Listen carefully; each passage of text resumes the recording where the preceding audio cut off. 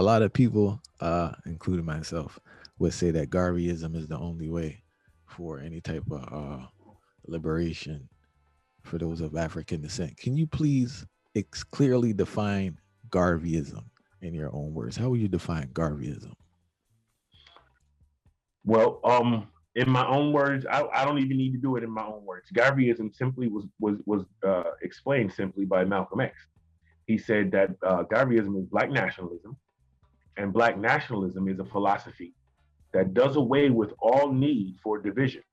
So it doesn't matter whether you are uh, Muslim, Christian, Hebrew, Rasta, atheist, upset, happy. If you are of African descent, you are a part of that black nation. So when we all begin to have that understanding, you know what I mean, and then we leave the divisiveness and the differences amongst us at home, like Malcolm said, then we are at black nationalism and we are at the one God, one aim, one destiny that Garvey spoke about. So Garveyism is black nationalism. Black nationalism is us unifying despite all differences, specifically social, political, and religious differences amongst us. And Fire, I just want to tell you that's like one of the biggest tricks, because what I noticed that people have more um what's the word would you use? Um they're more committed to the colonial country than another person of African descent. So it's like I'm Haitian, so I deal with France. And I'm Jamaican, I deal with England. Mm-hmm.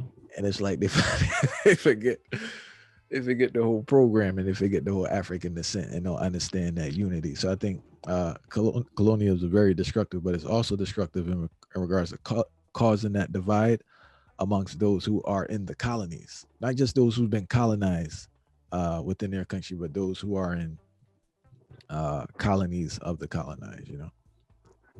True. And a lot of times our people get comfortable. So although some may not know or may not understand, a lot of us unfortunately do understand.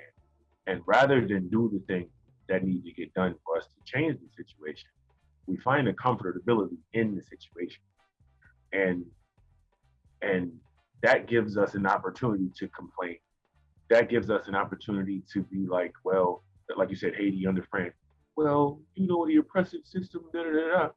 But if you do what old Haiti did, you know what I mean? Now we're not talking about an oppressive system. If here in America, you know, we have Black Lives Matter, et cetera, and all these different protests where we're asking people to tell us that our Black Lives Matter. When if we created institutions that perpetuated our lives and livelihoods, it wouldn't be an issue whether someone else thought our lives mattered or not. So we have to change our expectation. But at the same time, we have to be proactive and be building things. And this is what Garveyism is at its core. And you mentioned a key word there, proactive, because I feel too many people are reactive. And also building on what you said in regards to that comfortability, I think it's a level of laziness disturbing that people have this belief that those who are oppressing them are going to be the source of their liberation. I think that's the unfortunately that's the psychology of too many people. They really it's like I call it the we speak about it all the time. We got like a savior's complex. You know, everyone's looking for someone to come, and obviously Christianity plays a big role in it. But everyone's looking for someone to come save them, and the person that they're or the people that they're looking to save them are those who have contributed to them being in the position that they're in. Yep. And you know, the term moral suasion, trying to convince immoral people or an immoral group to behave morally, again, is an illogical attempt. So what we have to do then is create our own everything. You feel me? And we have to change our expectations. But when you say about being lazy, again, it's about comfortability. People, you know, if you sit back and allow your oppressor to keep doing things for you, whatever it is, when it doesn't get done correctly, you get to complain about it. It's the comparison of whether you're gonna rent your house or you're gonna own the house. when you rent it, you get to complain to the landlord. But when you own your house, when that thing breaks, you have to fix it. You know what I mean? And we would rather rent so we can call somebody to come fix something as opposed to just fixing it for ourselves. All right. How realistic, right? And what would it look like for real collective growth through the principles of Garveyism? Because I view it as it can be done in smaller cells, but I don't see because I don't see any group on planet Earth that's united totally. Right. Okay. So one of the misconceptions about the historical Garveyites was that it was all Garvey. We get called hero worshiping all the time because the people think that it was just all about Garvey. What the success of the UNIA of the past was the different divisions. Like you asked me earlier about the division situation. The different divisions around the world were the ones doing the work on the ground. So I always say when I'm talking to someone about joining the UNIA-ACL, I say to them, whatever you already do well, come do that for the government of the UNIA-ACL. I mean, it's as simple as joining the UNIA, and then now you are a Garveyite doing the thing. That was that's how we had 11 million members. That's how we had $3 million. That's how we had 3 steamliners and 3 airplanes.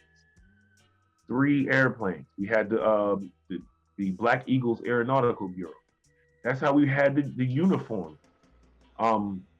Just like 100 years ago, 1919, when the Spanish flu happened, the Black Cross nurses created the masks and were teaching hand washing techniques and cleanliness techniques. When people were sick, they were able to attend to them in their home, because when the Red Cross wouldn't hire Black nurses, Garvey and Henrietta Vinton Davis, Cleopatra White, and Vivian Say create the Black Cross nurses so we can serve our people. So when we say what would it look like now, and you say we don't look like, it doesn't seem like any group or something can be completely unified. We can be unified in one thing, and it's the only thing that matters: Black nationalism. When we see this flag right here around the world, you know who that represents. That represents us as a people worldwide. It doesn't matter where you are. That alone is Black nationalism. Now, if what you do well and help lift up this flag in this nation that you are a part of, that you are a citizen of, right? If you doing your part to help lift, that's what the historical Garveyites do. And that's how we got to so many members, because it was a simple request. At this point, we have so many different people fighting for the identity of our people. It's like that's all divisive. Like Malcolm said, Black nationalism is a philosophy that gets rid of all need for division in our community. There's no need for it. It doesn't matter what you believe. It don't matter what God you believe in. It don't matter what political affiliation you are. It doesn't matter what street you live on. If you're a descendant of Africa, you are a citizen of the UNIA-ACL of the world. What advice would you give people? Because I've done this in my own life, but people have this concept that we can't work together, or they don't have a lot of patience with their brother and sister when they try to get things done. What advice would you give to ones that they can be more open to working with each other? Unfortunately, the problem with a lot of issues like that is our people haven't seen examples of success in that. Most of the people that they've seen be successful, that we see be successful, have been successful individually. You remember that song back in the day, Tupac was, "I gotta get mine, you gotta get yours." That has too long been our modus operandi. So everybody's trying to get their own individualistic success, as opposed to the village mentality. And again, we teach our children it takes a village to raise a child, but we also emulate and show that individualism is our real goal.